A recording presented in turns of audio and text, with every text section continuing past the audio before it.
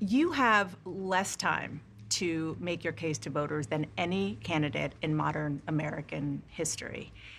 Very true, very unprecedented. And meanwhile, the entire media and Republican Party is comparing interview time between Trump and Kamala as if they're in a podcasting Olympics rather than running for president of the United States. If you are elected, what would you do on day one in the White House? Well, there are a number of things. I will tell you, first and foremost, one of my highest priorities is to do what we can to support and strengthen the middle class. When I look at the aspirations, the goals, the ambitions of the American people, I think that people are ready for a new way forward, in a way that generations of Americans have been fueled by hope and by optimism. I think Pay attention to the rhetoric here, focusing on hope and optimism. So this is a very Trump era answer to this question. It's not very policy focused. And I was thinking about this earlier. It should be easy for Kamala to say to the most common question for president, what will you do on day one? That's something that everyone is going to ask. She could say a list of policies, but I think they made a point, and this is probably their test session, to focus on vibes because that's all Donald Trump does, and that's what Donald Trump thrives at doing. Democrats give long, complicated policies, and they need to go through explaining all of them and what they do. Meanwhile, Donald Trump can just come up and say, you're wrong, 1929 depression, World War III, civilization's going to crash, immigrants are the blood of are poisoning the blood of America, all of this like emotional reaction stuff. So I think Kamala's trying to provide an alternate vibe of, moving into the future. Is that what I love in an interview? No, I think she does better later on, but it's a result of Trump era politics. We don't have time to talk about policy specifics because no one holds Trump to that. Republicans don't hold Trump to that. we have had in the former president someone who has really been pushing an agenda and an environment that is about diminishing the character and the strength of who we are as Americans, really dividing our nation, and I think people are ready to turn the page on that. So what would you do day one? Day one, it's going to be about, one, implementing my plan for what I call an opportunity economy. I've already laid out a number of proposals in that regard, which include what we're going to do to bring down the cost of everyday goods, what we're going to do to invest in America's small businesses, what we're going to do to invest in families, for example, extending the child tax credit to $6,000 for families for the first year of their child's life to help them buy a car seat, to help them buy baby clothes, a crib. There's the work that we're going to do that is about investing in the American family around affordable housing, a big issue in our country right now. So there are a number of things on day one. What about you? Using the word opportunity economy, I think she said. She's trying to sell that vibe. I think she should sprinkle in a little bit more policy, maybe take the most popular proposals, what sounds the best. She doesn't want to be too abrasive right away. This is sort of like an introduction interview.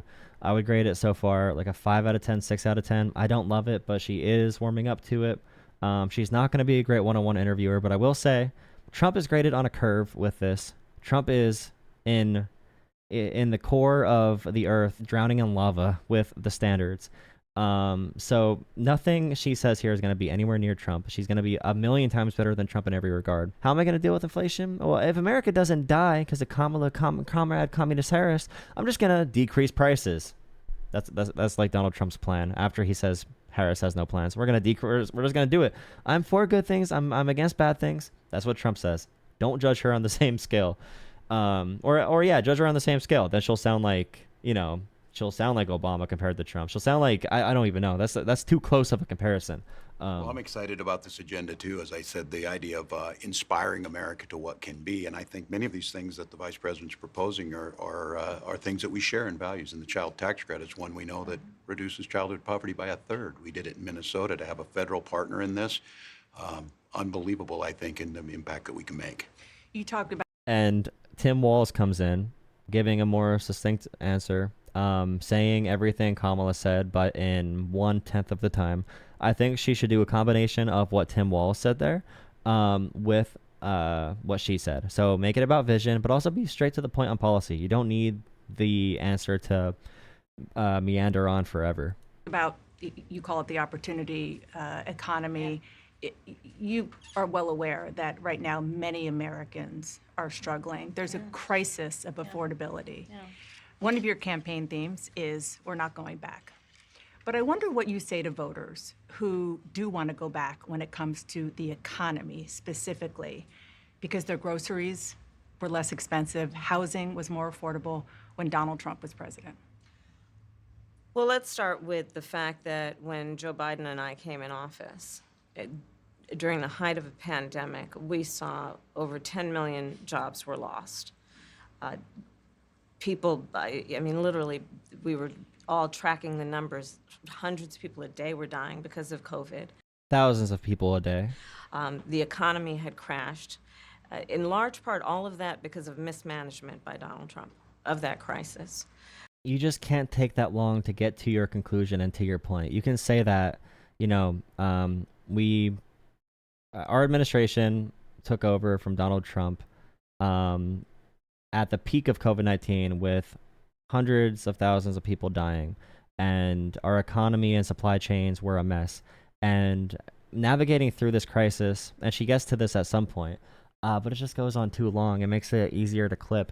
But we had the best recovery of any economy in the world. The United States is by far the strongest economy in the world because of the American Rescue Plan. When we came in, our highest priority was to do what we could to rescue America. And today, we know that we have inflation at under 3%. A lot of our policies have led to the reality that America recovered faster than any wealthy nation around the world. But you are right.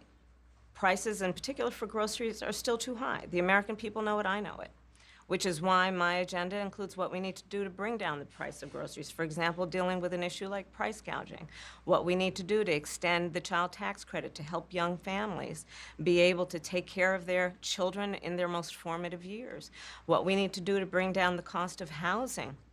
My proposal includes what would be a tax credit of $25,000 for first-time home buyers, so they can just have enough to put a down payment on a home, which is part of the American dream and their aspiration, but do it in a way that allows them to actually get on the path to achieving that goal and that dream. So you have been vice president for 3.5 years. Yeah. I hope they bring in something like limiting the interest rates on credit cards, reducing gambling advertisements and entertainment spending, cracking that down on like Ticketmaster and sites like that, because entertainment spending and money wasting in general in the American economy is at an all-time high. When talking about grocery prices being high, they need to talk about that because it's been manufactured to be the number one issue. But we should be supporting families under an income threshold that seriously cannot afford groceries because of rising costs. But it is true that in all across America, wages have also increased in the past 3 or 4 years by around 20%, take or give. So wages are keeping pace with inflation in some regard. The idea that there is a unique issue right now with grocery prices more than in 2019 isn't exactly true. The American purchasing power for groceries is pretty similar to pre-COVID numbers right now, especially since inflation has been reduced. But it's become a political topic, so everyone's mad about it. And we talk about DoorDash spending being at an all-time high. So Harris needs to talk about this issue, but hopefully they pick a couple policies that are very popular, which reining in credit card interests, predatory loan providers, making sure that we run more tax credits, maybe including some more tax credit incentives for those of a particular situation that might be experiencing hardships. Just sound confident in the policies you're proposing.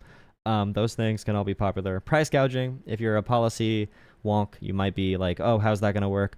But it plays well with the general American public. It gives them an easy explanation for like, yeah, these grocery companies are becoming sort of monopolies.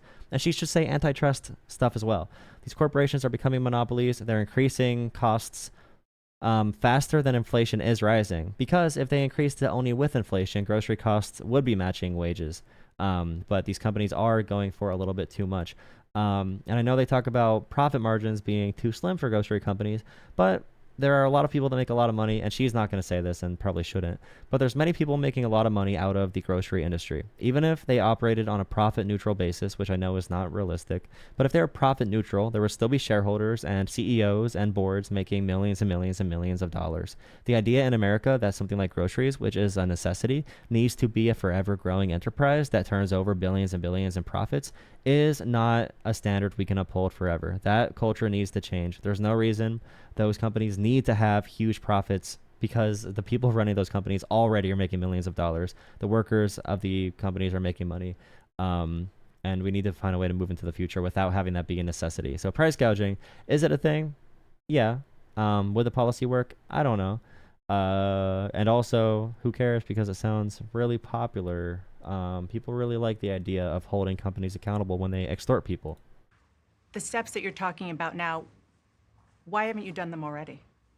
Well, first of all, we had to recover as an economy, and we have done that. I'm very proud of the work.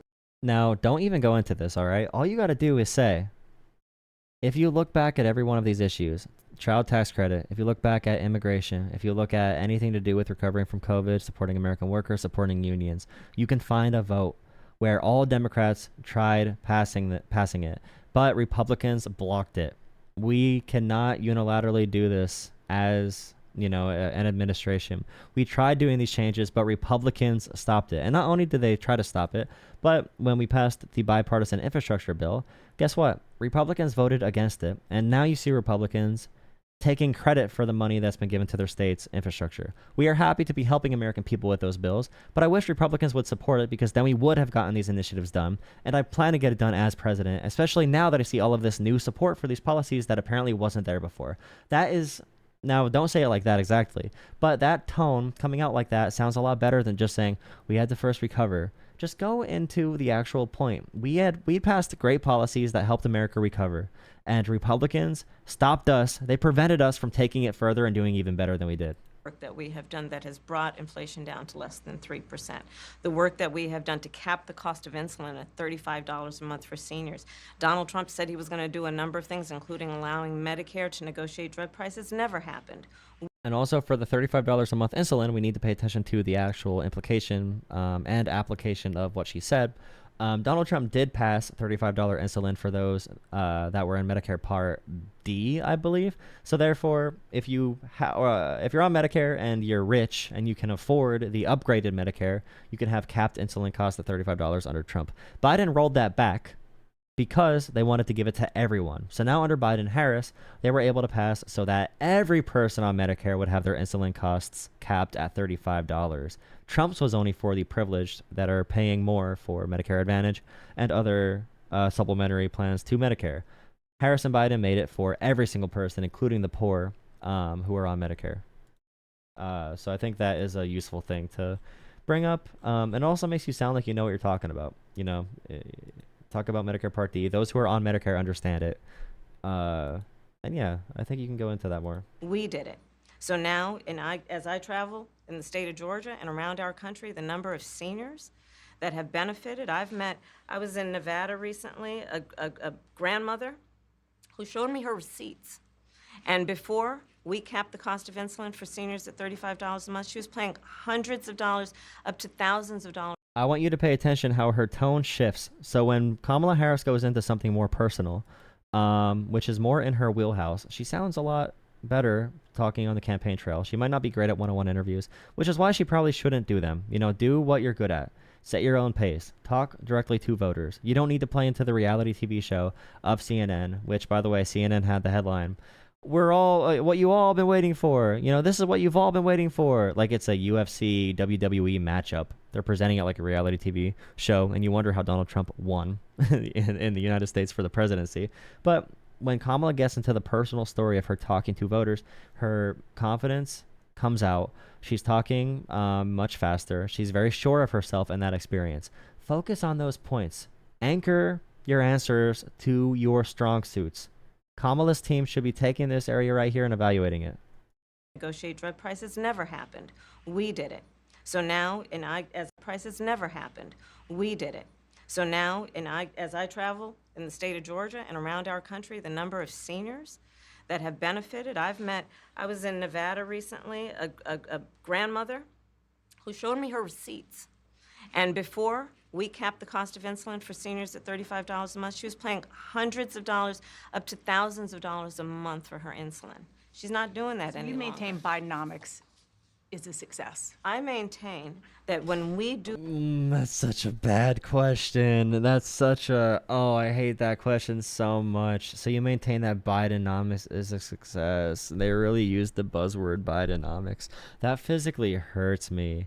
She's talking about capping insulin prices and negotiating with Medicare, or Medicare negotiating with drug companies to lower costs. And the follow-up question is, so you support Bidenomics? Like, come on. Really? That's such a, do oh, the work of bringing that down framing. prescription medication for the American people, including capping the cost of the annual cost of prescription medication for seniors at $2,000. When we do what we did in the first year of being in office to extend the child tax credit so that we cut child poverty in America by over 50%, when we do what we have done to invest in the American people and bringing manufacturing back to the United States so that we created over 800,000 new manufacturing jobs, bringing business back to America, what we have done to improve the supply chain so we're not relying on foreign governments to supply American families with their basic needs, I'll say that that's good work. There's more. This right here is a really good response to the question, and this 5-minute period from the 3-minute mark to the end, I would say was by far the strongest point I saw in the entire interview, which they've done a great job doing what they're good at so far. Get some clarity on where you stand on some key policy issues. Oh, I take that back. From the 4-minute mark to the 6-minute mark was her strongest part, because I don't think this was very good. Energy is a big one. When you were in Congress, you supported the Green New Deal. And in 2019, you said, quote, "There is no question I'm in favor of banning fracking." Fracking, as you know, is a pretty big issue, particularly in your must-win state of Pennsylvania. Sure. Do you still want to ban fracking? No, and I made that clear on the debate stage in 2020, that I would not ban fracking. As vice president, I did not ban fracking. As president, I will not ban fracking. In 2019, I believe, at a town hall, you said you were asked, would you commit to implementing a federal ban on fracking on your first day in office? And you said, there's no question I'm in favor of banning fracking. So yes.